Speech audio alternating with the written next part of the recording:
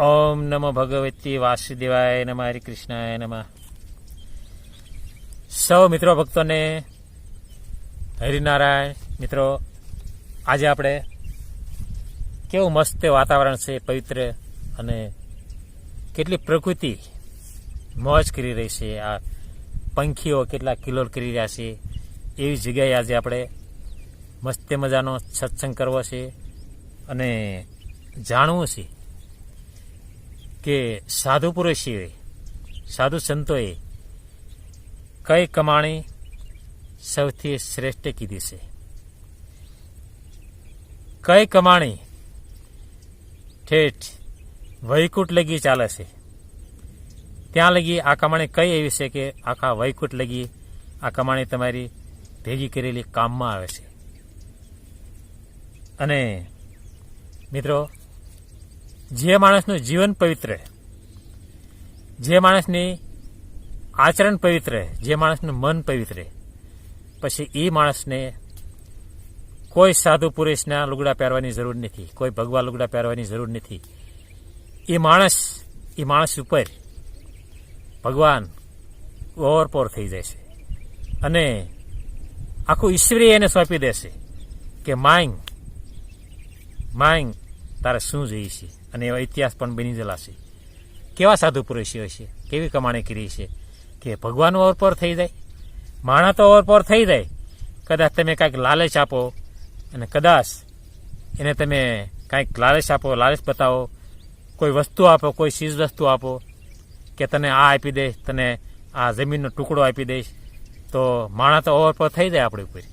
પણ ભગવાનને ઓવરપોર કરવો, ભગવાનને પ્રભાવિત કરવો, એ કોઈ લાલફાલ નથી. ભગવાનને મેળવવો એ કોઈ લાલફાલ નથી. મિત્રો, જ્ઞાન કારણ આવડું આ છે કે ઘણી આપણે કથાઓ સાંભળી નાખવી છીએ, સાંભળીને ફેંકી દેવી છીએ, નાખી દેવી છીએ, અને પછી આપણે હતાઈના એ કામ કરવી છીએ. કથાકારો ઘણા સમજાવે છે કે તમે આ કરો, તે કરો, અને પણ આપણે એમાંથી જરા પણ બદલાવ આપણામાં આવતો નથી. આપણે જે કાયમ કરતા હોય એ જ કરવી છીએ. જરાય ઈશ્વર પ્રત્યે ભાવ નથી, કોઈ ઈશ્વર પ્રત્યે ભાવ નથી અને અંદરથી ભાવ નથી. મિત્રો, આપણામાં જાજામાં જાજી ખામી આવડે આ છે. કથા સાંભળી નાખવી, શું જાજી કથાઓ સાંભળવાથી શું આપણે જન્મ મરણ ચક્રમાંથી આપણે છૂટી જઈશું? એ વાત તદ્દન ખોટી છે મિત્રો, એ વાત તદ્દન ખોટી છે.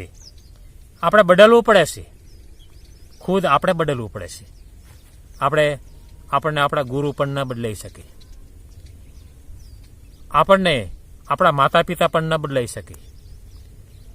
ખુદ આપણે જ બદલવાનું છે. સૌના રસ્તા અલગ અલગ છે. ભલે ને આપણા માતા પિતા હોય, પણ ભલે ને આપણો દીકરો હોય, પણ સૌના માર્ગ અલગ છે. કયા કયા કર્મે આપણે આ ઘરમાં આપણે એક પરિવાર સાથે આપણે ભેગા થયા છે એ આપણને ખબર છે, ઈશ્વર જાણે છે. એટલે આમાં સૌના રસ્તા અલગ છે. આપણે પોતાને જ બદલવું પડે છે. પોતાને જ ખુદને આગળ વધવાનું છે. આગળ વધીને અને એની ઉપર જીવન જીવવાનું છે, એની ઉપર આચરણ કરવાનું છે, અને એની ઉપર પરમાત્માને મેળવવાના છે. પરમાત્માને મેળવવાના એ કોઈ લાલફેલ નથી મિત્રો. આપણે બધું પ્રાપ્ત કરી શકીએ છીએ. શું નથી મેળવતા? મનુષ્ય શું નથી કરી શકતા?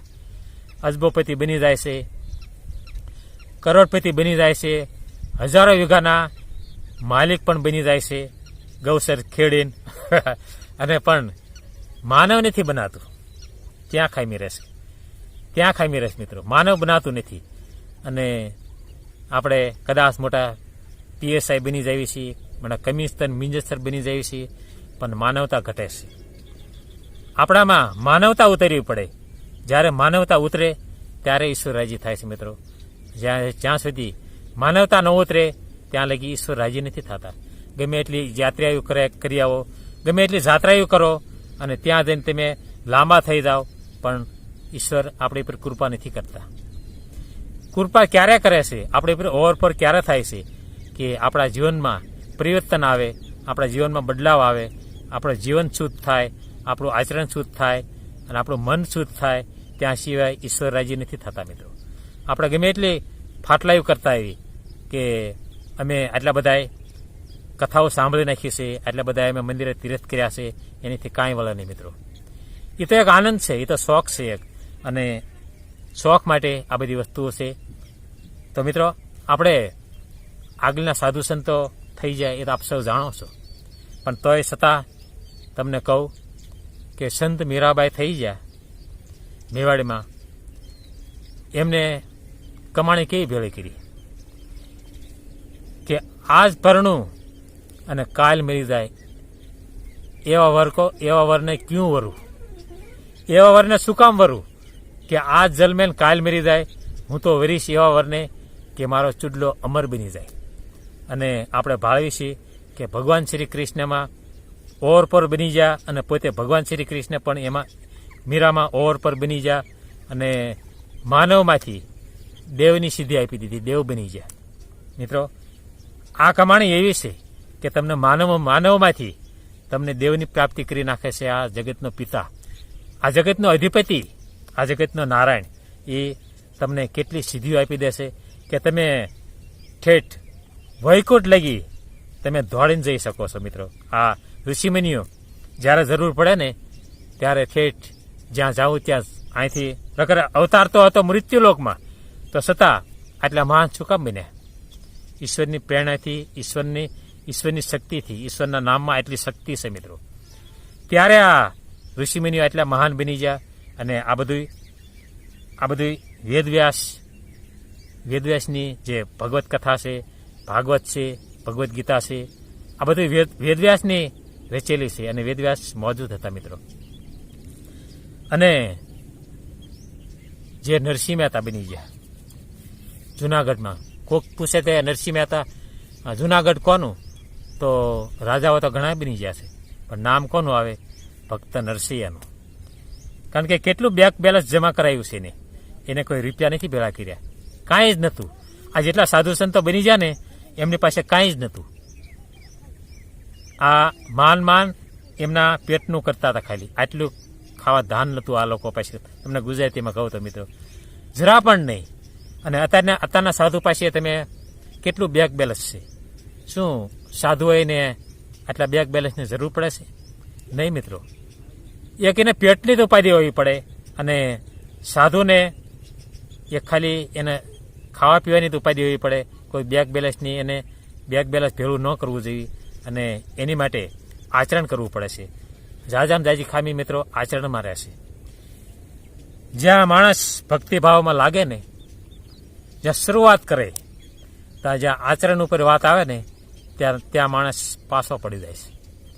ત્યાંથી ભક્તિ છોડી દેશે માણસ. જાજી તકલીફ છે મિત્રો, આચરણમાં જાજી તકલીફ છે. આચરણ કરવા જાય ત્યાં પોતાના પરિવારથી વિખૂટો પડી જાય છે માણસ, સગાવાલાથી પણ વિખૂટો પડી જાય છે. અને ઘણાયને આ આચરણ પણ ગમતું નથી, આ વસ્તુ ગમતી નથી. કારણ કે આ આચરણ કરવામાં સૌથી માણસ અલગ પડી જાય છે. એના કારણે માણસ ભક્તિ નથી કરી શકતો મિત્રો. આચરણમાં ખાઈ રહ્યા છું. હું વારંવાર નથી કહેતો કે આપણે ગમે એટલી કથાઓ સાંભળી નાખવી, તીર્થયાત્રાઓ કરી નાખવી, એનાથી આપણા આત્માનું કલ્યાણ નથી થઈ જતું. આચરણમાં ખામી રહેશે. જાજામ થઈ આચરણમાં ખામી રહેશે મિત્રો. આપણામાં આચરણ ઉતરવું પડે. અને જે કથાકારો જે કહે છે એ વસ્તુ ખોટી નથી કહેતો, સત્ય કહે છે કે તમે આમ કરો તો પરમાત્માને પામી જાઓ.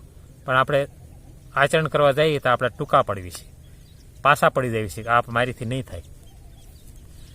અને આચરણ કોને કર્યું?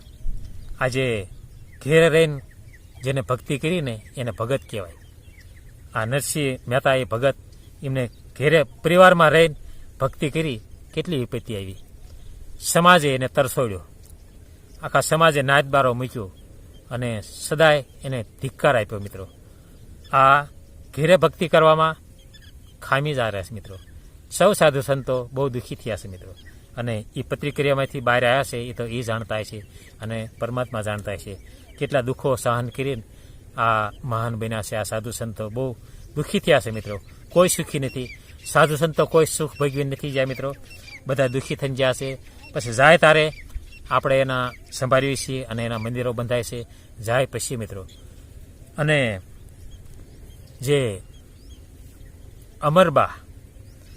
અમરબા કેટલા મહાન પુરુષ મિત્રો કે આણો લઈને જતા હતા, એમના સાસુ ભેગા હતા, ત્યારે જ્યાં દેવીદાસ બાપુની જે ઝૂંપડી આવી અને ત્યાં એમનું મન ઠેરાણું કે શું છે જરાક હું જોઉં તો ખરો.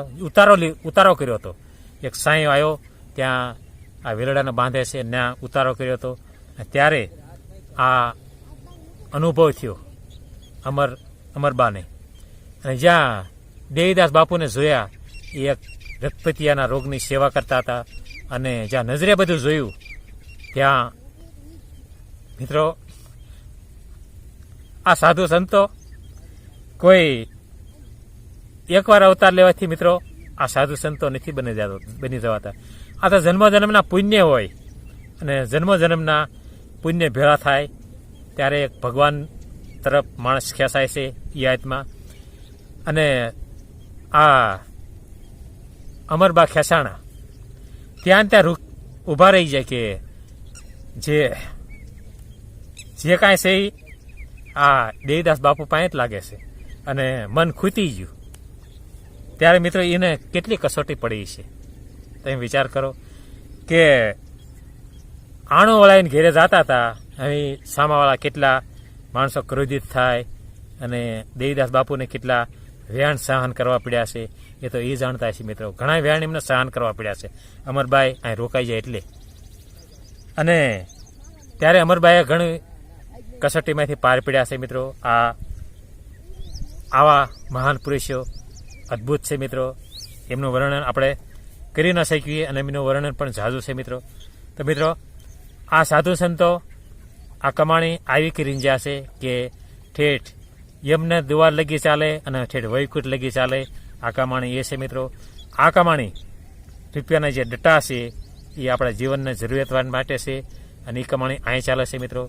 એ કમાણી ત્યાં ચાલતી નથી મિત્રો. તો મિત્રો આ વિડીયો જરૂર સાંભળજો, સબસ્ક્રાઇબ કરજો, લાઈક કરજો, ફોલો કરજો.